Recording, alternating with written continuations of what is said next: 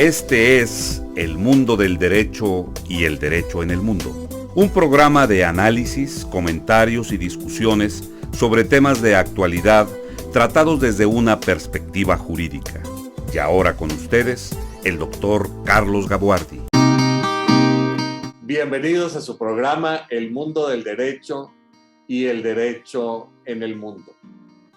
Cada mes de octubre, en Monterrey, se visten los cielos con el color de las mariposas que vienen volando desde el Canadá para llegar a reproducirse en los bosques de oyameles que se encuentran en Michoacán. La migración es un proceso natural de todas las especies y la migración no es ajena al ser humano. ¿Cuáles son las causas de la migración? La verdad, son muchísimas. La religión, las ideas políticas, pero más dramáticamente, la persecución política y el hambre. Así es que, para conversar sobre este tema, he invitado a una persona a la que me une un cariño muy especial, un amigo de primera calidad que me honra con el privilegio de su amistad.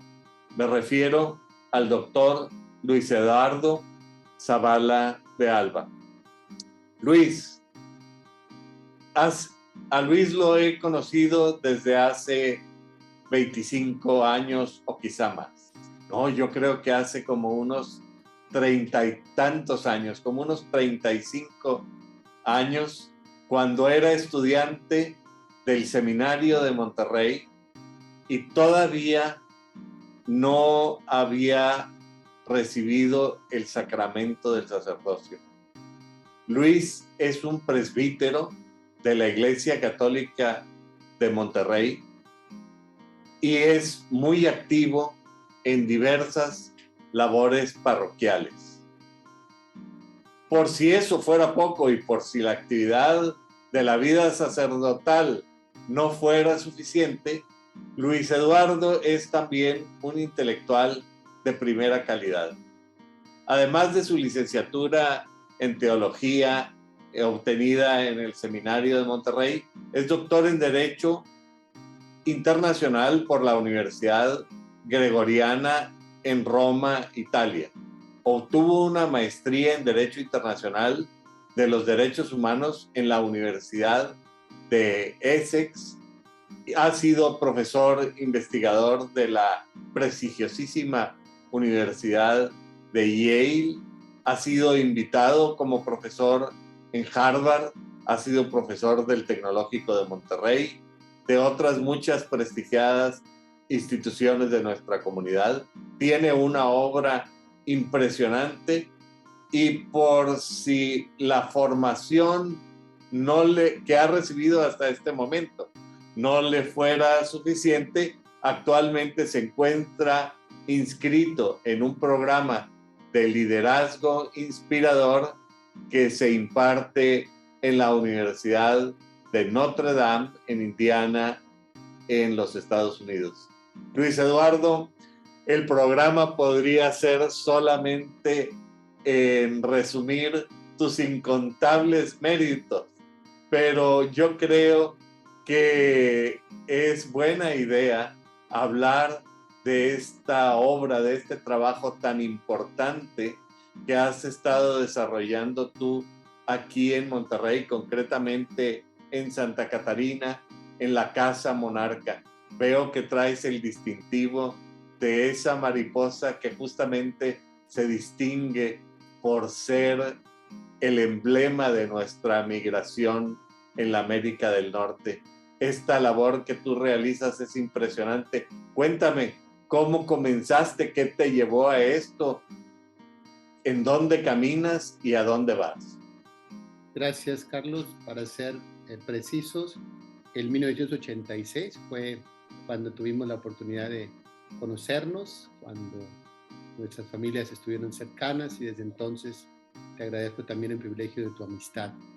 Entre todas estas inquietudes pastorales, pero sobre todo también académicas e intelectuales, la defensa de la dignidad de las personas ha sido un eje central espiritual, moral, intelectual, que nos ha llevado a incursionar pues, esta parte académica y también en el ministerio, ahora particularmente con la Fundación de Casa Monarca Ayuda Humanitaria al Migrante, ABP, que surge, como dice nuestra visión, para dar respuesta local a un fenómeno global, una respuesta humana a una situación, como bien lo mencionabas, inhumana, porque los factores que promueven o que llevan a cabo las migraciones forzadas, es muy importante aquí aclarar que existe una migración o golden migration, pues de las grandes empresas por transnacionales que han establecido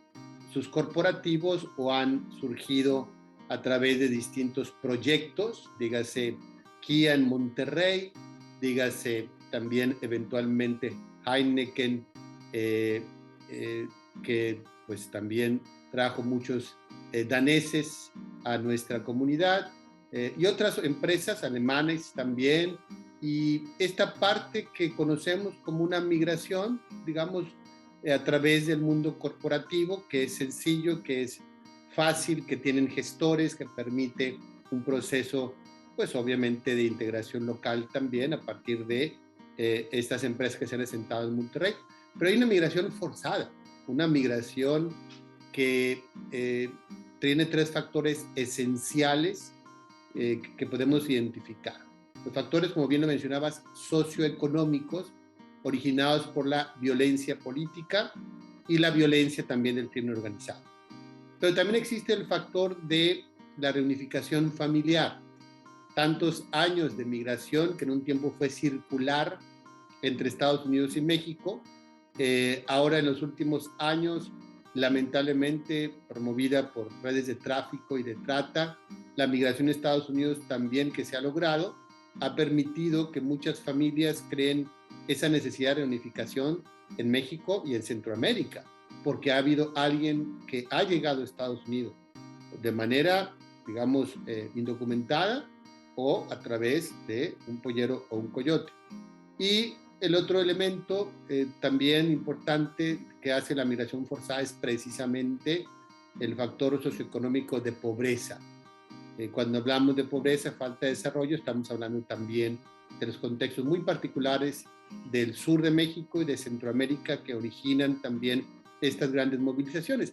Y que no es ajeno también en este contexto, y es importante mencionarlo, en el mundo, como fue ahora los conflictos también de Ucrania, antes de Afganistán, antes Venezuela y Siria, que ha llevado a las Naciones Unidas hace 2 meses a medir, a reconocer que ya son 100 millones de personas desplazadas en el mundo.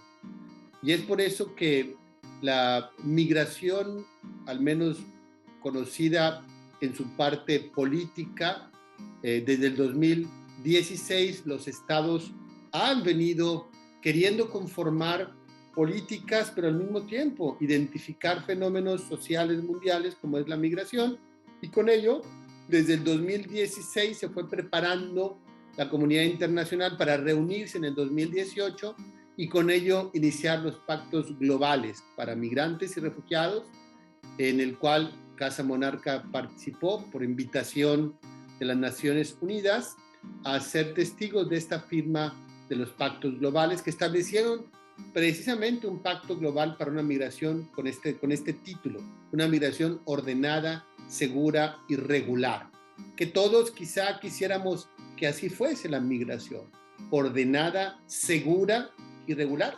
Lamentablemente hay muchos factores políticos, si ustedes recuerdan, durante ese proceso para llegar a Marrakech, para firmar un pacto global donde acudirían más de 160 países, entonces la administración del presidente Trump empezó a boicotear a aquellos países para que no acudieran por esta política antiinmigrante que ya el presidente había iniciado desde sus programas electorales y que generó también pues, un contexto de xenofobia muy arraigado hasta nuestros días aquí en Estados Unidos.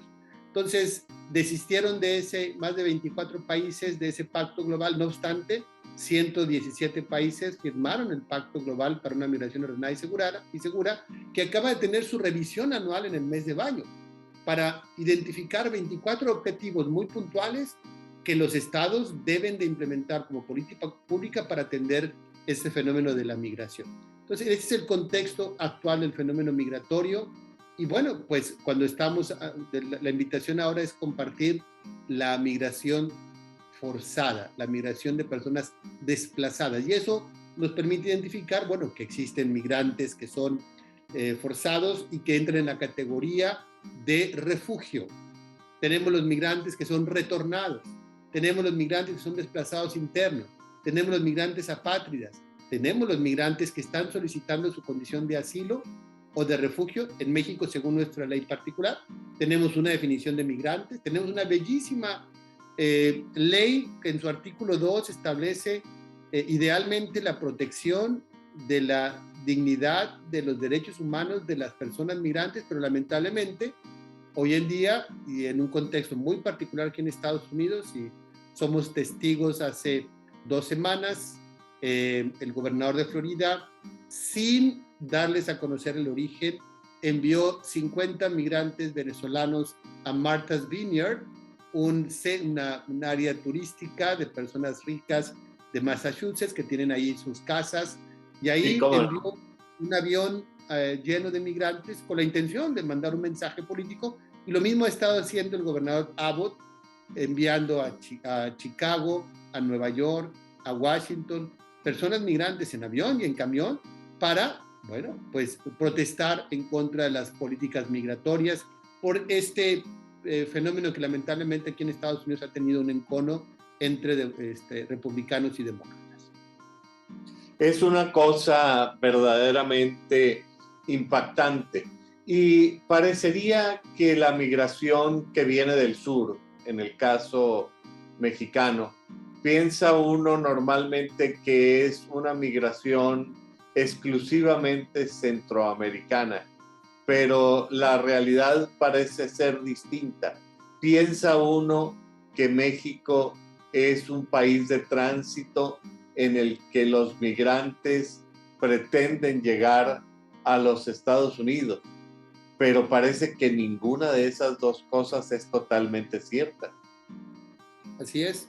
El entonces relator de Naciones Unidas, del Sistema Interamericano de Protección, lo estableció muy claramente en su reporte del 2015. Actualmente Felipe González es el relator de Naciones Unidas para los Derechos de las Personas Migrantes. Cuando era en el sistema Felipe González, no el presidente español. Es un homónimo, profesor de la Universidad Católica de Chile y actualmente relator especial del Sistema de Procedimientos de Naciones Unidas, que por temas están protegiendo derechos humanos particulares. Uno de ellos es el tema de los derechos humanos de las personas migrantes. Antes estuvo en el Sistema Interamericano de Protección, y él en su reporte sobre el contexto de la movilidad en México determina lo que acabas de decir. México es un país de origen de la migración, México es un país de tránsito de la migración, México es un país de destino de migrantes, México es un país de retorno de migrantes, y México es un país también de refugio de personas migrantes. Estas categorías pocos estados en el mundo lo tienen. Por eso de hecho se llevó a cabo en Marruecos esta firma del Pacto Global, porque Marruecos y México tienen ese mismo contexto de ser países de tránsito, de origen, destino, retorno y refugio de las personas migrantes. Es una cosa muy interesante. Por un lado, yo quisiera que me comentaras sobre la fragilidad del migrante de pobreza, me refiero, del migrante que camina por hambre. Y por otro lado, quisiera que me platicaras de su estatuto legal, porque esto eventualmente me parece muy interesante, pero eventualmente también quisiera preguntarte sobre las contribuciones de los migrantes, porque me imagino que las hay. Así es, permíteme, como ya te he mencionado y creo que es muy importante en eso, mostrar gráficas, datos, números que nos permitan acercarnos a la migración, no como una posverdad, que lamentablemente en muchas ocasiones hay narrativas anti-inmigrantes sobre datos que no tienen que ver con la realidad y que no solamente lo que mencionábamos ahorita, de más de 100 millones de personas desplazadas en el mundo, sino también estos factores de los que hablábamos, condiciones económicas, y es el contexto de las migraciones muy particular. Primero, del crime rate o tasa de homicidios, que sabemos se mide por un asesinato por cada 100,000 habitantes. En México ha ido en aumento considerablemente, lamentablemente, este índice de criminalidad, pero Honduras, Guatemala, El Salvador, proporcionalmente, por el número de población, superan por 3, 4 y 5 veces el índice de criminalidad de las personas en el contexto precisamente de violencia. Por eso es importante reconocer que hay esta necesidad del desplazamiento forzado por el contexto de violencia, pero también, como bien lo mencionabas, de pobreza. Honduras, El Salvador, Guatemala, Haití, después de los terremotos que hicieron que quedara devastado del golpe político y que también empezara una migración masiva en Haití y que llevara también a buscar llegar a Estados Unidos, pero en el contexto muy particular de pobreza tenemos la pobreza extrema, porque viven desde el punto de vista del índice de desigualdad de menos de $2, y la tasa de pobreza, digamos que por lo menos tienen acceso a algún derecho económico o social, a la salud, a la alimentación, a la escuela, a la canasta básica. Entonces, en Honduras, en El Salvador y Guatemala tenemos también estos contextos enormes de tasa de pobreza y tasa de pobreza extrema que nos permiten identificar también por qué huyen las personas o son forzadas a dejar sus comunidades de origen, porque los estados no pueden garantizar la vida, la libertad y la seguridad. Esto lleva consigo que las tasas de pobreza que hay en estos países pues busquen mejores condiciones de vida. Otro elemento que es muy importante, y aquí resaltaría, Carlos, es precisamente un argumento que para mí se me hace fundamental, que es el argumento de las remesas, para reconocer el aporte que hacen los migrantes, no solamente donde se establecen, donde llegan y donde hay un desarrollo económico, sino también por el envío de las remesas. Si bien este dato es todavía en 2021, llevamos 17 meses consecutivos y hemos superado la barrera de los $55,000 millones que las personas migrantes mexicanas envían a México. Esto es importante reconocerlo porque, y lo dice un connotado economista, don Everardo Elizondo, editorialista, profesor de LEGAP, y es algo que él pregunta y que él no entiende por qué las personas están a favor de las remesas, pero están en contra de los migrantes. Si no fuese por las remesas que han ido aumentando en los últimos meses, que han llegado a más de $55 millones, el país estuviera en una situación en recesión o en inflación como lo tenemos ahorita, mucho más compleja y difícil de lo que es, si no es precisamente por el apoyo de las personas que envían dinero, de los más, estamos hablando de más de 12 millones de personas que están en Estados Unidos, de las cuales 6.4 millones son mexicanos, y que estos son los que envían entre $300 a $600 mensuales a México.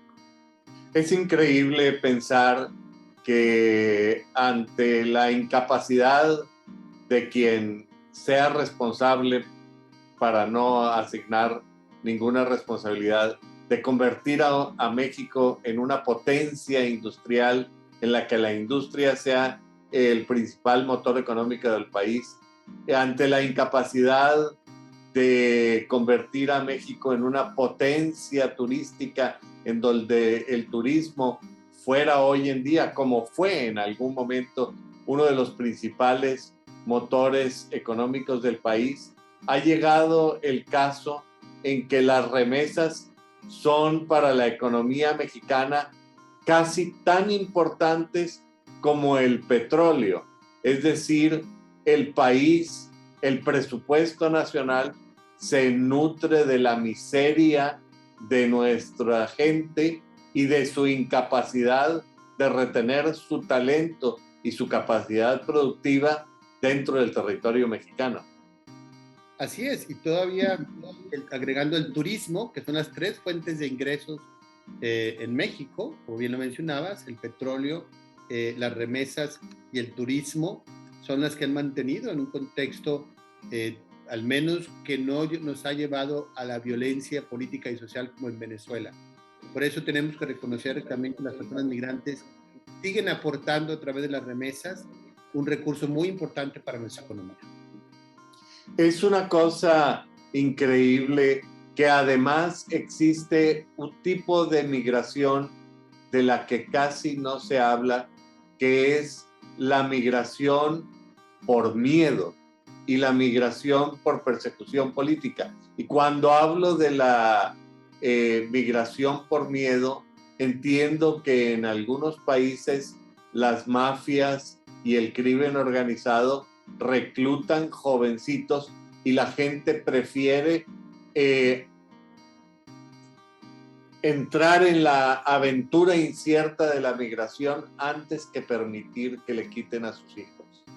Claro, definitivamente hemos escuchado historias en las casas de migrantes que realmente te parten el corazón de lo que han tenido que pasar, inclusive migrantes venezolanos que han tenido que cruzar el tapón del Darién, que es precisamente esta selva tan espesa y que ahora se ha convertido también en un botín para el crimen organizado, para la extorsión, para la desaparición, ante la desesperación de cruzar de tantos países, de tantos migrantes de otros países también que han tenido que cruzar el Darién, que es la selva entre Colombia y Panamá, con la intención de llegar a Estados Unidos, pero que son hasta 8 días de camino a través de guías, coyotes, pero también el crimen organizado que aprovecha este contexto de movilidad y de necesidad de personas para extorsionar y para amenazar. Y lo mismo pasa lamentablemente en México. Por eso, y bien lo mencionas, es importante para ello identificar las categorías de personas migrantes, además de un contexto de crisis humanitaria, pero que es clave para la comprensión del fenómeno. Decíamos la migración forzada, personas que se ven obligadas a dejar sus comunidades por pobreza, por violencia, conflictos armados, políticos, guerras, desastres naturales. 6% de los cafetaleros guatemaltecos por la erosión del cambio climático tuvieron que abandonar sus campos de cultivo. La urbanización, la necesidad de reunificación, como ya decíamos, hacen de la migración precisamente un contexto de migración forzada. Pero primero está esta puerta de entrada del derecho internacional público noble que viene a crear, inclusive en el seno de Naciones Unidas, una agencia especializada para las personas refugiadas, basado en un estatuto de protección jurídica llamada la Convención para el Estatuto de los Refugiados de 1951 con su protocolo del 67. Aquí se establece en este estatuto, en esta convención del estatuto, precisamente qué es lo que hace una persona refugiada.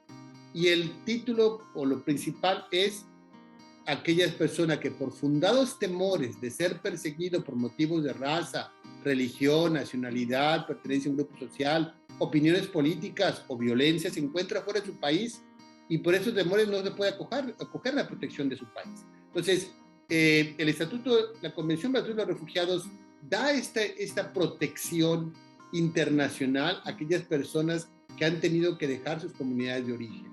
Y esto es algo precisamente inclusive en que nuestra legislación en México, afortunadamente, hemos ampliado con la Declaración de Cartagena, donde se reconoce a una persona como refugiada, no solamente a partir de ese estatuto, sino también el contexto de violencia política y social. Entonces es importante reconocer que tenemos también un aumento en los últimos años considerable de personas refugiadas que han solicitado en México esta condición.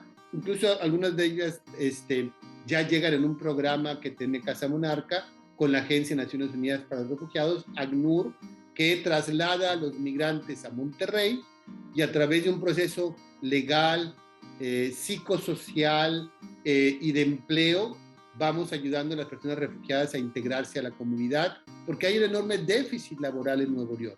Y Casa Monarca quiere ser esa organización de la sociedad civil que a través de un proceso de regularización con su socio LACNUR está alcanzando o está permitiendo que los migrantes que llegan a nuestra localidad tengan el beneficio de un debido proceso de regularización, la ayuda para que los niños entren a la escuela y que también las personas puedan atender o ser atendidas por un psicólogo por todo lo que representa la migración forzada, pero al mismo tiempo también les buscamos vivienda y les ayudamos a través de una red de empleadores a buscar trabajo. Esa ha sido nuestra finalidad como organización. Somos una organización, como dice nuestra misión, que acoge a las personas migrantes en un albergue recién terminado ahora en el mes de mayo, con una misión de proteger a través de 6 abogadas para ayudarles en el proceso para la solicitud de la condición de asilo y la residencia permanente, temporal y la residencia permanente, y también, obviamente, después, en esta ayuda, como decía, psicosocial, ayudarles a encontrar empleo. Eso es lo que hacemos a través de este programa que tenemos con nuestro socio del LACNUR. Ellos financian una mitad del presupuesto y nosotros financiamos la otra mitad para atender este fenómeno que nos ha llegado a Monterrey a través del refugio. Y que, bueno, algunas empresas, en este caso, por ejemplo, FEMSA, contrata 50 refugiados al mes de este programa, y otras muchas empresas que se han visto beneficiados por estos procesos de integración que hacemos a través de Casa Monarca. Luego están los solicitantes de la condición de asilo de refugio, que están esperando a través de la Comisión Mexicana de Ayuda a Refugiados que les sea reconocido esta condición para poder también trabajar. Existen las personas apátridas, que son personas que no tienen una nacionalidad, pero ningún estado los considera como nacionales. Y esa es una cuestión de... Dame algunos ejemplos, ayúdame a entender qué casos o situaciones hay de personas apátridas, porque hoy en día, en el siglo XXI, casi parece inconcebible que esto suceda y sin embargo se mueve. El origen histórico lo tiene cuando Hitler decidió que los judíos ya no serían alemanes y entonces les quitó ese reconocimiento jurídico. Así empezó la patridia. Después tiene un elemento profundo de xenofobia y racismo y pasa lamentablemente en muchas ocasiones entre Haití y República Dominicana. Hay un gran segmento de población que son apátridas porque mientras que el Estado no puede probar que son nacionales porque perdió todo su registro civil por los temblores y los golpes de Estado, República Dominicana no les da este reconocimiento tampoco porque no pueden ser reconocidos. Y entonces hay un enorme segmento de población haitiana que tiene esta condición de apátrida. Cuando el Estado mexicano no quiere reconocer a los centroamericanos o les quita los papeles en la extorsión o el crimen organizado le quita toda identidad y no hay este reconocimiento ni del país ni del país que recibe, también se convierte en apatridia. Entonces, sí hay un segmento muy importante de la población cuando los países no tienen la voluntad política de ayudar a una persona cuando no tiene forma de probar o comprobar el nacimiento o nacionalidad. Y después está otro fenómeno que también conocemos, que solemos llamar las personas deportadas, pero que es mejor llamarles, para no criminalizarlas, las personas retornadas, quienes regresan a México de forma involuntaria o inducida independientemente del tiempo que hayan residido en el extranjero. Durante el tiempo de Obama, pues que se le conoció como el deportador en jefe, se recrudeció más aún en tiempos de Trump, las redadas en Estados Unidos para deportar personas mexicanas y luego pues el contexto del llamado programa MPP o protección para las personas migrantes que estableció Trump y después de una batalla legal por fin eliminó el presidente Biden, pero que significó para México recibir a todas las personas retornadas de Estados Unidos para no llevarlas a sus países donde ya existía una violencia. Fue una medida supuestamente humanitaria, pero que México se vio obligado a reconocer ante la presión política y económica. Si ustedes recuerdan o recuerdas aquella amenaza a los aranceles, primero de un 5, después hasta un 15%, donde estuvo sentado un grupo de México formado por empresarios en Washington para que evitar esto, que al final no se pudo, y Trump amenazó con aranceles si México no contenía la migración. México envió más de 60,000 elementos de la Guardia Nacional a la frontera sur. El problema de extender la frontera hasta los límites de la frontera con México para un programa de contención del fenómeno de una presión americana, pues llevó a que lamentablemente se diera esta migración que después aprovechó el crimen organizado, pues para secuestrar, para asesinar, para tratar, y que ha originado lamentablemente otro factor que ahora en el mes de octubre, a finales, se estará tratando en la conferencia contra el crimen organizado, en la que México es parte, y en Viena hemos participado con la intención de identificar y reconocer que el fenómeno lamentablemente del tráfico y la trata, y esto es importante también identificarlo, el tema del tráfico es de competencia federal y el tema de la trata es de competencia local, pero que los migrantes han lamentablemente sido víctimas o siguen siendo víctimas en esta política de contención ante la desesperación del migrante por llegar a Estados Unidos y pagarle a un coyote o pollero que está asociado al crimen organizado, que después puede tratar o puede traficar, como fue el caso lamentable de los 53 personas que murieron en el tráiler en el Álamo, en San Antonio, el 6 de junio. Eso es algo que desde el 2010, con la matanza de los 32, hemos estado en los organismos de la sociedad civil, las casas de migrantes, desde Tijuana hasta Matamoros, más de 120 casas de migrantes llevamos a cabo esta labor, que el Estado lamentablemente no tiene esa capacidad, pero también para proteger a los migrantes y refugiados de este fenómeno lamentable del tráfico y la trata de personas. Luis, cada comentario que haces parecería que abre una beta riquísima para ser explorada, pero veo que comenzaste a hablar de lo que ustedes hacen en Casa Monarca, que me parece muy importante, pero si tú me permites, me gustaría orientar un poco la conversación, primero hablando de los niños, porque piensa uno en los migrantes como si fueran gente que viene aspirando al sueño americano, al sueño mexicano, cuando en realidad viven una pesadilla acompañado de niños, o a veces niños sin compañía. El segundo tema es ¿qué se hace? ¿Qué está haciendo el gobierno? ¿Cuáles son las acciones positivas de las entidades públicas? Y luego, en deficiencia de esa acción pública, la intervención de las entidades privadas, no diría yo aquí de la iniciativa privada, porque me parece que la iniciativa está saliendo de grupos, organizaciones no gubernamentales conscientes de su deber con respecto al género humano y muy particularmente de las iglesias y muy enfáticamente de la Iglesia Católica. Cuéntame un poco qué está sucediendo.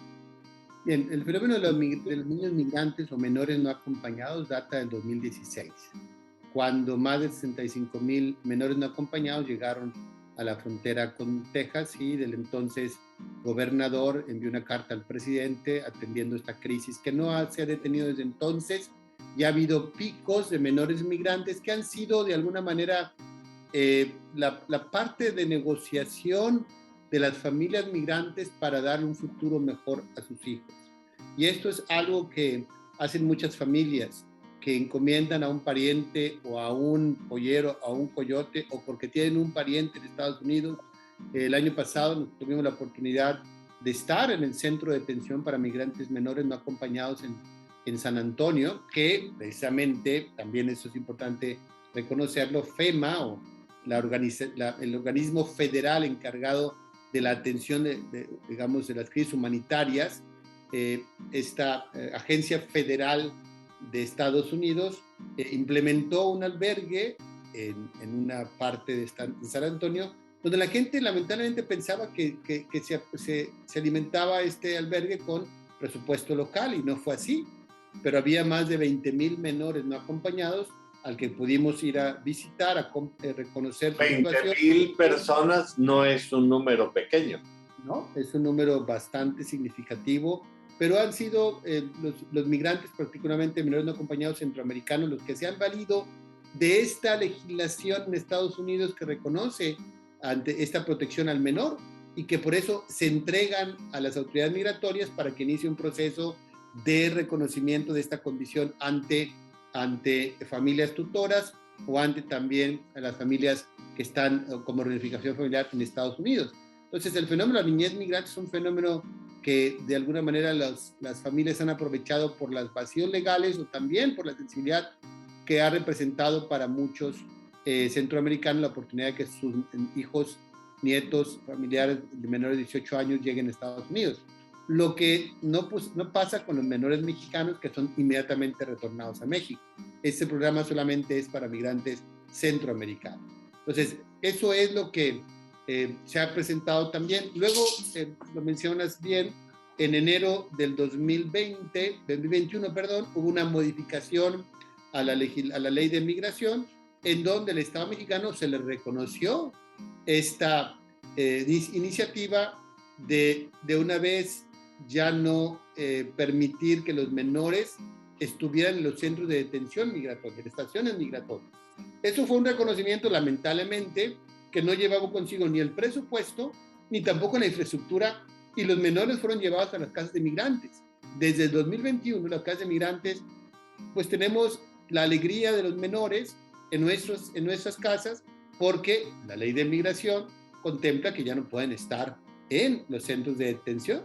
Ya ha sido algo positivo, pero al mismo tiempo no crearon las condiciones el gobierno mexicano, y por eso han solicitado a las casas este mecanismo de protección para los menores no acompañados o para los menores que vienen con sus familias. Actualmente son los más de 120 albergues que tiene la Iglesia Católica en todo el territorio mexicano, que próximamente, en el mes de octubre, tendremos la reunión en Guadalajara de Casas de Migrantes de México. Después, en el mes de noviembre, tenemos la reunión de Casas de la Frontera de México. Entonces, son reuniones que nos permiten analizar todos esos problemas, ver la posibilidad. Invitamos a académicos, investigadores. De hecho, de la Universidad de Notre Dame irá un grupo de personas que va a exponer una aplicación para el derecho a la salud, para las personas que ingresan al territorio mexicano, y para que se implemente en las casas de migrantes. Esas iniciativas... Las casas de migrantes, y particularmente la Casa Monarca, ¿cómo surge? ¿Cómo surge Casa Monarca? Surge igual que surgió Casa Nicolás, Casa Indy, con la imperiosa necesidad de atender el fenómeno que llegó a Monterrey. Se necesitan más casas de migrantes, pero hoy los 3 albergues, en distintos picos que hay del flujo migratorio, estamos constantemente recibiendo personas.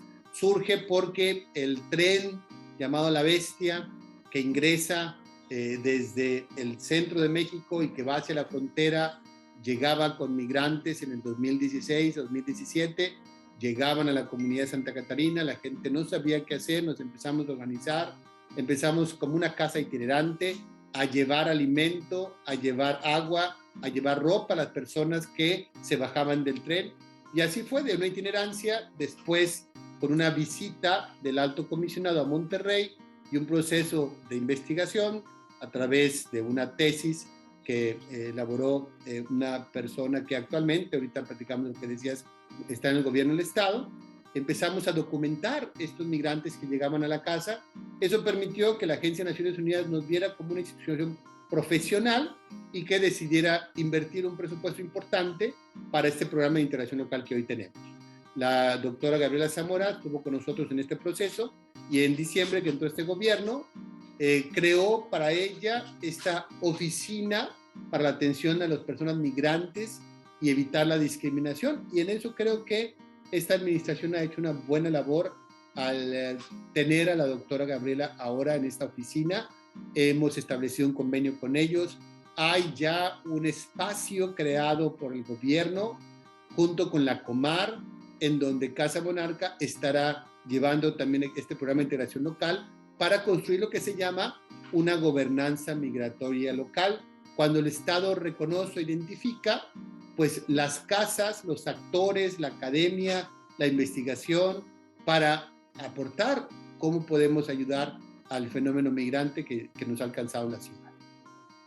Y estás platicando de que en Monterrey existen varias casas que reciben migrantes. Casa Indy, Casa San Nicolás, Casa Monarca, que es la que tú diriges, pero también estás comentando que hay casas de migrantes sostenidas por la Iglesia Católica a lo largo y ancho del país, y que el año que entra habrá una reunión de casas.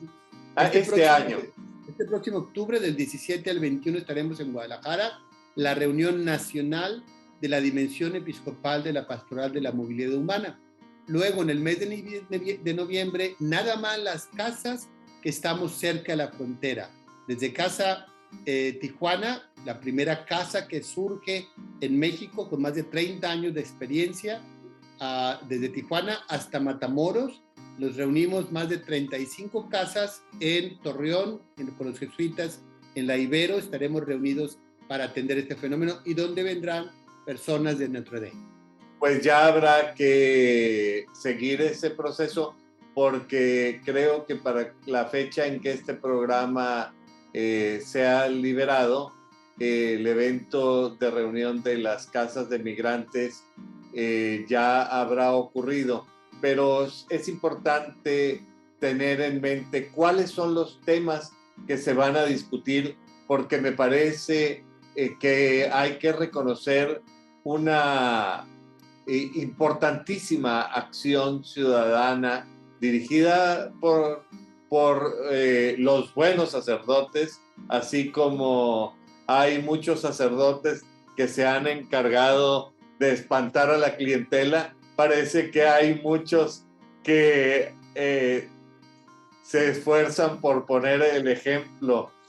Cuéntame, ¿cuáles son los temas que hay que tratar? Bien, la invitación es muy puntual. El Papa Francisco nos exhorta en su mensaje a construir el futuro con los migrantes y refugiados a la luz de lo que hemos aprendido precisamente en las tribulaciones de los últimos tiempos, a renovar nuestro compromiso por la construcción de un futuro más acorde con el plan de Dios, de un mundo donde todos podamos vivir dignamente en paz, donde todos ampliemos, porque el Papa ha insistido, a un nosotros, y no solamente ellos, sino un nosotros, y en un también contexto de sinodalidad. Estamos en este 20º Encuentro Nacional de Pastoral de la Movilidad Humana, que se va a llevar a cabo el 17 al 21 de octubre en Guadalajara. Los temas que abordaremos serán los temas del contexto de las políticas de contención, los temas también de la subvención que existen para el sostenimiento de los albergues, que cada vez es más amplia en el sentido de atención y de necesidad de recursos. Hablaremos también de temas importantes como la tecnología al servicio de las aplicaciones para ayudar a las personas migrantes. Estaremos hablando también de, pues obviamente, el último documento del Papa sobre construir un futuro para los migrantes a partir de procesos como el que llevamos a cabo en Monterrey con el programa de integración local, que es el programa quizá que más logros ha tenido por parte de la GNUR, por la dimensión también del problema en Monterrey, en el sentido de poder atender el mercado laboral. Desde el 1 de septiembre del 2019, Casa Monarca ha podido regularizar más de 9,000 migrantes que actualmente están integrados en el mercado laboral y que esperamos seguir contribuyendo a ello. Esos temas los tocaremos en la pastoral, en este encuentro pastoral de la movilidad humana, donde estaremos todas las casas de las 3 regiones en las que está dividida esta dimensión episcopal de la pastoral de la movilidad humana: el norte, el centro y el sur. Luego, en el mes de noviembre, nada más las casas de la frontera. Ahí estaremos con un grupo de profesores y sociólogos de aquí de la Universidad de Notre Dame. Estarán también algunos académicos del Colegio de la Frontera Norte, y estaremos analizando puntualmente el tráfico, la trata de personas migrantes, para ver cómo podemos hacer sinergia entre las casas para una mayor protección de las personas migrantes. Creo que será un un encuentro con una expectativa que se originó precisamente hace 15 días en el encuentro de Marquette en la Universidad Jesuita en Milwaukee, Wisconsin, en donde buscamos también crear una sinergia en Estados Unidos con las casas para poder acompañar a las personas a su integración y en su proceso de retorno. Recordemos que lamentablemente, si bien las personas migrantes son víctimas de los coyotes y los polleros que les pues venden un sueño y una esperanza, solamente un 2-3% de las personas podrán regularizarse en Estados Unidos y muchos serán retornados a México, regresarán a los albergues y en los albergues también brindaremos esta atención para eventualmente ayudarlos a integrarse. Es la forma en cómo buscamos atender este fenómeno como sociedad civil, como iglesia. Como iglesia está trabajándose también en la participación de los tratados internacionales, desarrollando ideas que eventualmente orienten. Particularmente tú has estado haciendo mucho énfasis en estos tratados internacionales que a lo largo de la historia se han enfocado a tratar el fenómeno de la migración. Pero, ¿qué me puedes decir del fortalecimiento del marco jurídico interno, del marco jurídico mexicano? ¿Está respondiendo la infraestructura legal adecuadamente al tratamiento de esta realidad humana tan severa? Como en México, todos lo sabemos, tenemos una buena legislación, tenemos una pésima implementación. El problema... Pero realmente hay una buena legislación, porque con frecuencia se dice hay muy buena legislación, pero si uno entra al detalle de la legislación, no en todos los casos es lo que se esperaría. Obviamente, al no haber una buena legislación, la implementación tampoco es buena. Cuéntame cuál es la realidad. Sí, hay cosas perfectibles, por ejemplo, reducir los tiempos del reconocimiento del Estatuto de los Refugiados, que son 45 días y ahorita están tardando más de 6 meses. Pues debería hacerse a 15 días, por lo menos tardamos 3 meses, ¿verdad? Entonces, el problema es un problema también de presupuesto. La Comar ha tenido que hacer milagros con el escaso presupuesto que le han ido reduciendo ante la gran cantidad de refugiados. Andrés Ramírez, el director de la Comar, por su experiencia de más de 20 años en la ACNUR y alguien que ha hecho un trabajo excepcional, pues definitivamente con 46 personas para atender más de 5,000 solicitudes al mes, pues eso hace complejo que se les conceda el refugio a las personas. Faltan oficinas de Comar en otras ciudades de México de tránsito migratorio. Recordemos que la Comisión Mexicana de Ayuda a Refugiados es el órgano del Estado encargado de analizar las solicitudes de refugio y con ello darles esta condición a los migrantes y eventualmente la residencia temporal y con ello un permiso de trabajo. Algo que estuvimos desde hace más de 4 años solicitando al gobierno, no lo había hecho y la última sesión, en la que un servidor terminó su periodo de 5 años como parte del Consejo Ciudadano del Instituto Nacional de Migración, era la implementación de un programa temporal de regularización migratoria. Esos programas temporales de regularización migratoria permiten que los migrantes que han llegado al país en los últimos 2 años puedan tener un proceso ágil, eficaz y rápido para poder regularizarse y entonces encontrar trabajo. Entonces, falta mucha voluntad política, definitivamente. Hay una política de contención, genera aumento de tráfico y trata. No existe una política pública, lamentablemente. En muchos estados, en Monterrey creo que hemos avanzado en la atención a este fenómeno, pero tenemos que seguir haciendo mucho más. Pero a nivel local, creo que lo que bien mencionas, tenemos que impulsar una legislación local que no existe en el tema también para migrantes. Y estamos obviamente supeditados a la ley de migración. En el contexto de una nueva constitución en Nuevo León, pues sería ejemplar tener una legislación para personas migrantes en donde el Estado reconociera su participación. El problema que siempre tenemos es la parte presupuestal, porque ante el fenómeno migratorio se requieren un instituto que pueda atender el fenómeno, se requieren una capacitación para que tengan acceso a los derechos económicos, sociales y culturales, un proceso de reconocimiento que está haciendo realmente el gobierno, pero que a veces por escaso presupuesto no se alcanza.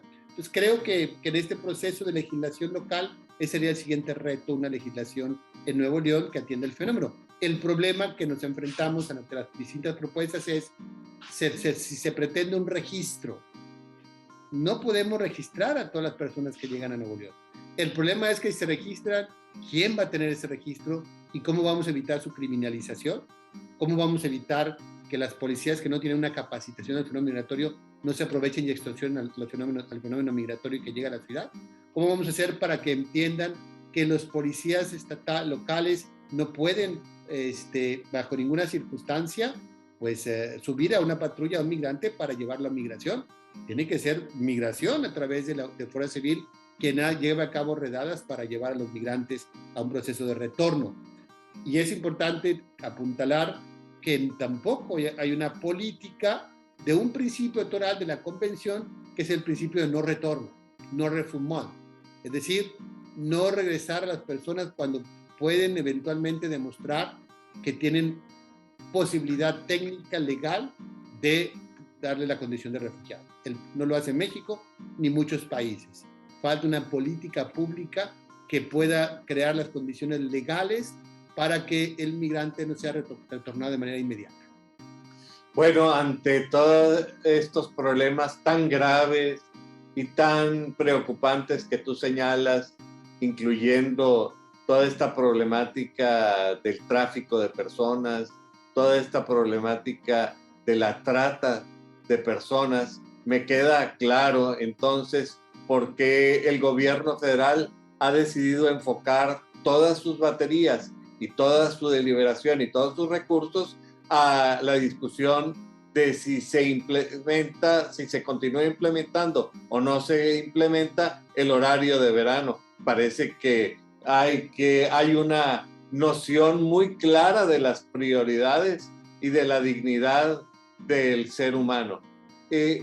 Por otro lado, me pregunto, ¿hay un derecho tan básico como el derecho al debido proceso legal, el derecho a que se te respeten tus condiciones fundamentales de tu dignidad como persona, que no se te detenga de manera arbitraria, que no se te encarcele y se te prive de tu libertad sin una orden donde se funde y se motive la causa legal del procedimiento? Y yo me pregunto, a las personas migrantes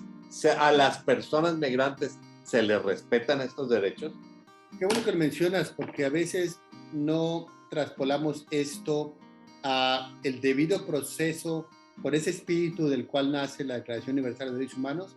Es el mismo espíritu que rige el debido proceso de regularización. Todos los países tienen determinadas políticas migratorias y dentro de su soberanía determinan el número de personas que pueden ingresar al país con este reconocimiento legal en la condición de refugiado. Pero lo más importante es respetar el debido proceso de regularización. Y eso es lo que a veces no nos impide, lamentablemente, reconocer. ¿Pero acaso la dignidad de persona depende de un reconocimiento del Estado? ¿Qué no dice la Constitución? Que cualquier persona que pise el territorio mexicano está bajo la protección de la Constitución, menos los migrantes, según parece, según lo que tú estás diciendo. No, me refiero a el espíritu que rige el debido proceso.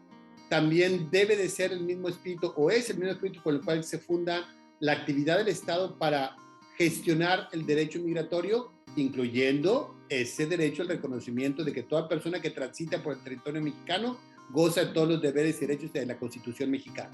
Eso sí es fundamental. El problema es cuando esa persona que ingresa al territorio, sea de tránsito o sea de destino, tiene el gobierno que implementar este debido proceso de regularización, otorgando en las 5 categorías que hay de la ley de migración, de las más de 35 visas que otorga el gobierno mexicano, 5 particularmente van enfocadas al debido proceso de regularización: el refugio, la condición de estudiante de asilo, la visa por vínculo familiar, el programa temporal, y estos derechos que van reconocidos por la Constitución, pero al mismo tiempo porque los migrantes no solamente sean reconocidos en su dignidad, sino también Es parte de su dignidad el que puedan trabajar, es parte de su dignidad el que puedan tener acceso a la salud, es parte de su dignidad el que tengan los medios necesarios para una vida digna a través de vivienda, es parte de su dignidad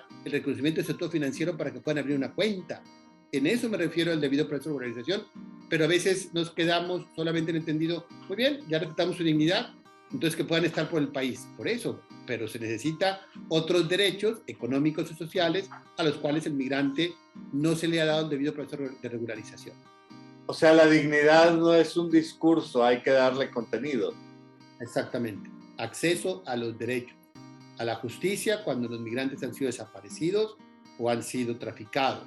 Lamentablemente, en este tráfico y trata, muchos de estos delitos no son investigados porque los migrantes tienen el temor por sus propios polleros o coyotes de amenaza, y por eso no hay justicia cuando son víctimas, y el Estado, al no reconocer esta condición de víctima y no darles una tarjeta de visitante por razones humanitarias, no les permite el acceso laboral y el acceso a la salud. Afortunadamente, en ciudades como Monterrey ya existen estos procesos que ha implementado en esta construcción de gobernanza local que nos permite que los migrantes tengan ya una clínica destinada para ello, que los migrantes tengan espacios para el reconocimiento legal y podamos estar las casas asesorando legalmente, como también la Comisión Mexicana de Refugiados que tiene una oficina en Monterrey, y eso permite que el proceso de integración y el acceso a estos derechos sea pues un derecho humano en esta implementación. Luis, por otra parte, parece que todas estas categorías migratorias a las que tú te has estado refiriendo son tipos de migración que ocurren predominantemente a través de la geografía. Se nos olvida, me parece, que todos nosotros compartimos la calidad de migrantes, pero nosotros, quizá no tanto en la geografía, pero vamos migrando en el tiempo. Es decir, parece que vamos migrando a través de diferentes estadías en el transcurso de la vida. Y por otro lado, parecería que otro elemento común que tenemos con los migrantes es nuestro carácter de peregrinos. ¿Qué me puedes comentar sobre esto? Pues yo creo que en eso es importante primero reconocer que en Monterrey, en Nuevo León, más del 20% de personas no nacieron en el estado. Entonces tenemos un contexto de segunda generación, definitivamente en donde ya son hijos e hijas de migrantes. Si tú recuerdas, el barrio de San Luisito, pues originario de Monterrey, que está en nuestro corrido, pues eran personas que venían a trabajar desde San Luis Potosí. Y en esos contextos, toda persona estamos cercanos a este fenómeno, o porque hemos tenido que emigrar por trabajo, por estudio. Tantas universidades que reciben una cantidad de estudiantes en Nuevo León también nos hace migrantes. Y eso es una condición característica también de las poblaciones del sur que llegan a estudiar a Nuevo León, y esto también nos hace migrantes. Entonces, en ese contexto, como bien lo mencionas, todos somos migrantes o hemos tenido que migrar en algún momento de nuestra vida, por cuestión laboral. Recogemos la riqueza de esos migrantes. Claro, definitivamente está este aspecto humano trascendental que nos hace identificar que somos migrantes hacia la vida eterna. Y en esto debemos de reconocer que todos aspiramos a trascender, y esto es un fenómeno migratorio. A mí me gusta mucho evocar lo que el vicepresidente de la Universidad de Notre Dame dice: tanto amó Dios al mundo que se hizo migrante. Su Hijo migró y puso su morada entre nosotros. Y Jesús fue migrante y fue refugiado. Y la opción pastoral de Francisco, en su primer anuncio, cuando recién fue elegido Papa, fue presentarse en la isla de Lampedusa y identificar un problema real que desde entonces, cada año nos da un mensaje lleno de esperanza sobre qué tenemos que hacer. Desde esos 4 verbos que en el 2018 nos invitó a conjugar y que están en nuestra misión de acoger, proteger, promover e integrar, hasta este último mensaje en la 108 Jornada Mundial del Migrante y Refugiado, que se celebra en la Iglesia Católica el domingo último de septiembre, en donde nos invita a construir un trabajo, una sociedad y un futuro juntos para los migrantes y refugiados en Nuevo León. Y que también nos puede llenar de esperanza que ahora la Feria Internacional del Libro en Monterrey tiene como tema pospandemia, migraciones y construcción de nuevos futuros, y donde la Comisión Arquidiocesana para la Atención Integral de las Personas Refugiadas y Desplazadas, que conformamos las 3 casas, tendremos un stand en esta feria para participar y dar a conocer nuestra labor como organizaciones. Qué importante es la labor de las ferias internacionales del libro que se realizan en las distintas ciudades del país. No cabe duda que cuando uno conversa con gente que quiere, como es el caso tuyo, lo hace uno muy cómodamente y el tiempo vuela. Sin embargo, el tiempo corre y corre para todos. Así es que al estarse acercando el fin de nuestra reunión, yo quisiera, por un lado, comprometerte para que nuevamente nos podamos volver a reunir a tratar algunos de los muchísimos temas a los cuales tú te has estado refiriendo y a los que quizá haya que darles prioridad sobre algunos otros de menor importancia que parecen distraer constantemente nuestra atención pública y privada. Pero al estar a punto de cerrar, Luis, yo quisiera que tú nos hicieras el favor de dirigir un mensaje para la gente que semana a semana se reúne a atender este programa. Pues yo les diría, informémonos sobre el fenómeno migratorio, conozcamos la labor que hacen las casas de migrantes, atendamos el fenómeno desde la persona que está en un crucero, reconociendo su dignidad y sin temor a ayudarle, porque muchos de ellos están juntando un recurso para pagar un cuarto que les están cobrando una renta, en donde están con su familia o con otras familias, mientras Casa Monarca u otras organizaciones ayudan a que tengan su regularización para eventualmente trabajen. Entonces, es cierto que podemos encontrar en las calles personas que vivan de la migración, pero también es cierto que las casas hacemos nuestros recorridos normalmente para identificar a aquellas personas que viven de la migración, para convencerles que tengan conciencia de que como seres humanos tienen o deben de tener el acceso a un trabajo, el acceso a una educación para sus hijos, el acceso a salud para sus familias y una seguridad social y laboral que les permite tener la vida digna de la cual pues, los llevó a dejar sus comunidades de origen.